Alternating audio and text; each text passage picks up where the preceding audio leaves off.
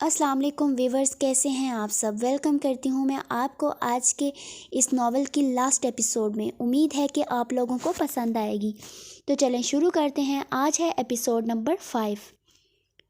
اس کے بعد سب لوگ وہاں سے چلنے لگے اور بابا نے ایک بار پھر اس ٹرک ڈرائیور سے پوچھا کہ استاد جی آپ چلا تو لیں گے نا ٹرک؟ تو ڈرائیور ہاں کوئی مسئلہ نہیں، میں چلا سکتا ہوں۔ چوٹ سر پر لگی ہے، اللہ کا شکر ہے ہاتھ اور پاؤں میں کوئی فریکچر نہیں آئے، ورنہ مشکل ہو جاتی۔ یہ بس کچھ رگڑیں لگی ہیں جس کی وجہ سے کچھ جگہوں پر جلن ہو رہی ہے، پر کوئی بات نہیں، میں چلا لوں گا۔ اور بیچارہ زخمی ڈرائیور بھی بہت ہی ہمت کر کے اشرف بھائی کا سامان لے کر چلا گیا، اور ہم سب اپنے پرانے گھر کی طرف جاتے ہوئے آپس میں باتیں کرتے جا رہے تھے۔ بابا بھی اپنے دوستوں کے ساتھ چلتے ہوئے آپس میں باتیں کرتے جا رہے تھے اس تہخانے کے بارے میں۔ خیر کوئی کچھ مشورے دے رہا تھا تو کوئی کچھ کہہ رہا تھا۔ خیر بابا نے ہم تینوں بھائیوں کو بولا کہ سنو بیٹو، یہاں جو کچھ بھی ہوا گھر جا کر کسی سے اس بات کا ذکر نہ کرنا، اور خاص طور پر اپنی امی سے، کیونکہ وہ پہلے ہی اس گھر کے بارے میں پریشان ہیں، اور اگر ایسے میں ان کو یہ بات پتہ چلی تو وہ کبھی اس گھر میں شفٹ ہونے کے بارے میں نہیں سوچیں گی۔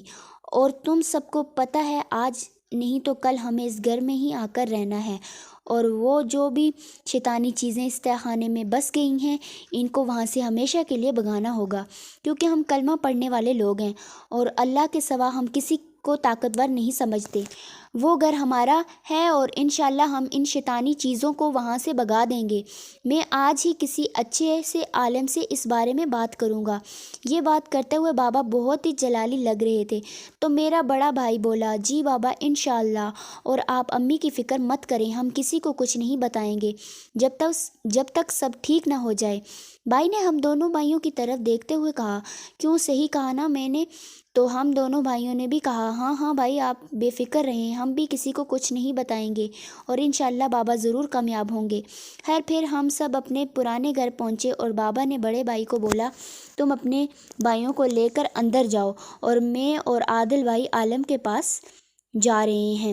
عادل بھائی ہمارے ہمسائے بھی تھے اور بچپن سے بابا کے دوست بھی تھے، اور وہ اس معاملے میں بابا کے ساتھ بیسمنٹ میں بھی گئے تھے۔ جب صبح اشرف بھائی ہم سب کو لے کر ہمارے نئے گھر گئے تو خیر بابا اور عادل بھائی عالم سے ملنے کے لیے چلے گئے اور ہم تینوں بھائی اندر چلے گئے، اور پھر امی نے ہمیں دیکھتے ہی پوچھا کہ تم سب لوگ کہاں رہ گئے تھے، اتنا ٹائم ہو گیا ہے اور تمہارے بابا کہاں ہیں؟ تو بھائی نے بولا امی ہم لوگ اشرف بھائی کا سامان اٹھوا رہے تھے تو اسی وجہ سے دیر ہو گئی۔ تو امی بولی اشرف بھائی نے مکان خالی کر دیا ہے؟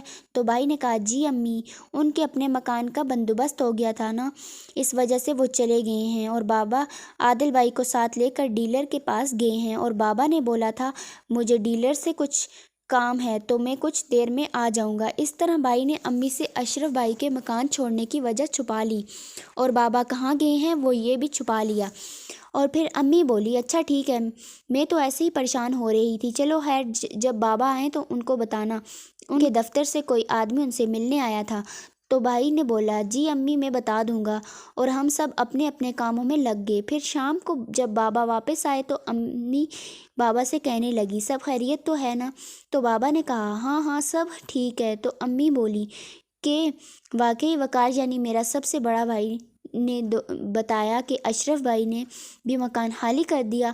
تو بابا نے کہا ہاں وہ لوگ اپنے بھائی کے گھر میں چلے گئے ہیں، کیونکہ ہمارے گھر میں وہ بور ہونے لگ گئے تھے تو اس وجہ سے انہوں نے کچھ روز پہلے ہی گھر خالی کر دیا۔ تو امی بولی چلو اچھا ہی ہوا، ویسے بھی وہ بیچارے اس گھر میں اکیلے ہی رہتے تھے اور آس پاس اتنے گھر وغیرہ جو نہیں بنے ہیں، بور تو ہونا ہی تھا۔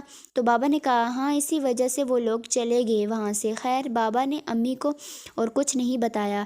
پھر جب امی اپنے کمرے میں چلی گئیں تو بھائی نے بابا سے پوچھا جی بابا کیا بنا، عالم سے بات ہوئی آپ کی؟ تو بابا نے بتایا ہاں میں نے عالم صاحب کو سب کچھ بتا دیا ہے، اس گھر کے بارے میں اور تہخانے کے بارے میں بھی بتایا ہے۔ عالم صاحب نے بولا ہے کہ وہ کل ہمارے ساتھ جا کر اس گھر کا جائزہ لیں گے۔ تو بھائی نے کہا چلو ٹھیک ہے بابا، ہم بھی آپ کے ساتھ چلیں گے۔ تو بابا نے کہا ٹھیک ہے پر اپنی امی کو کچھ نہ بتانا۔ بھائی بولا آپ بے فکر رہیں، آج بھی ہم نے امی کو کچھ نہیں بتایا۔ تو بابا نے کہا کہ میں اب الیکٹریشین کے پاس جا رہا ہوں کیونکہ صبح اس کو بھی ساتھ لے کر جانا ہے، بیسمنٹ میں لائٹیں لگوانی ہیں۔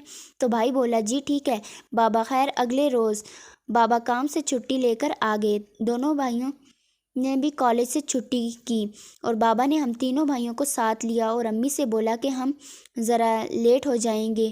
تو امی نے حیرت سے پوچھا، خیر تو ہے، آپ ان سب کو لے کر کہاں جا رہے ہیں؟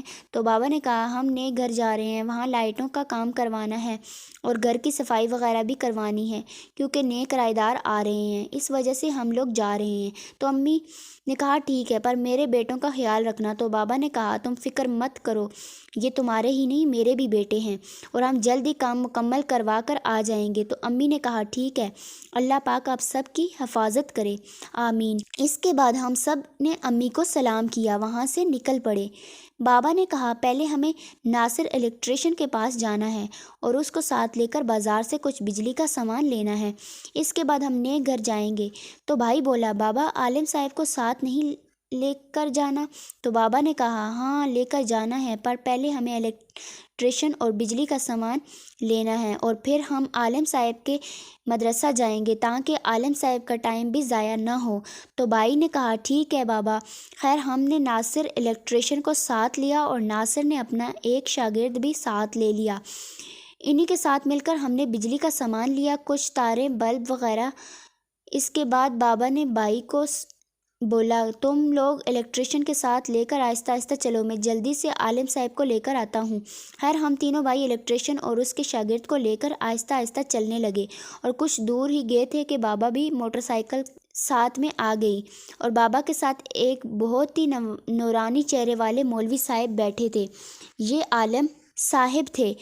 ہم سب نے انہیں سلام کیا اور انہوں نے سلام کا جواب دیا۔ پھر انہوں نے بابا سے پوچھا، کیا یہ پانچوں آپ کے بیٹے ہیں؟ تو بابا نے کہا، نہیں عالم صاحب، یہ تینوں میرے بیٹے ہیں۔ بابا نے ہم تینوں بھائیوں کی طرف اشارہ کرتے ہوئے بولا، اور یہ الیکٹریشین اور اس کا شاگرد ہے، ویسے یہ بھی میرے بیٹوں کی طرح ہی ہیں۔ تو عالم صاحب بولے، ماشاء اللہ ماشاء اللہ۔ اس کے بعد ہم لوگ جلدی سے اپنے نئے گھر کی طرف جانے لگے۔ خیر جب ہم نئے گھر پہنچنے سے چند قدم کے فاصلے پر تھے تو دیکھا کہ بابا کے دوست عادل بھائی وہاں پہلے سے موجود تھے اور ان کے ساتھ کچھ لوگ تھے جو ہاتھوں میں جھاڑو وغیرہ لے کر کھڑے تھے۔ میں نے فوراً بولا، بابا وہ دیکھیں عادل بھائی۔ تو بابا نے کہا، ہاں میں نے عادل بھائی کو پہلے ہی ادھر بھیج دیا تھا کیونکہ عادل صفائی والوں کو لے کر آیا ہے۔ خیر بابا نے پہنچتے ہی پہلے عادل بھائی کو سلام کیا، پھر باقی لوگوں نے بھی عادل بھائی سے سلام لیا۔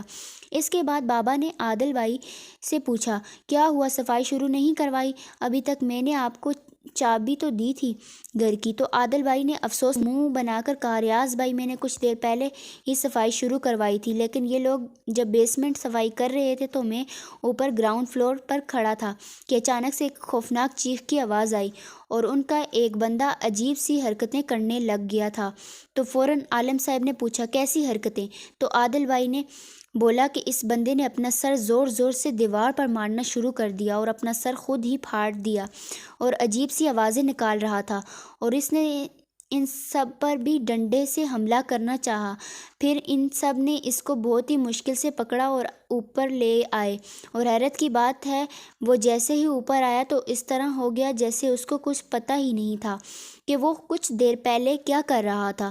تو عالم صاحب نے پوچھا کہ وہ اب کہاں ہے؟ جس پر عادل بھائی بولے کہ اس کے ساتھ اس کا بھائی بھی تھا، تو وہ اس کو یہاں سے لے کر کہیں چلا گیا ہے، شاید اس کی مرہم پٹی کروانے گیا ہے، کیونکہ اس کا بھائی کہہ رہا تھا کہ وہ اس کو چھوڑ کر آ جائے گا اور یہ باقی لوگ اب اندر نہیں جانا چاہتے۔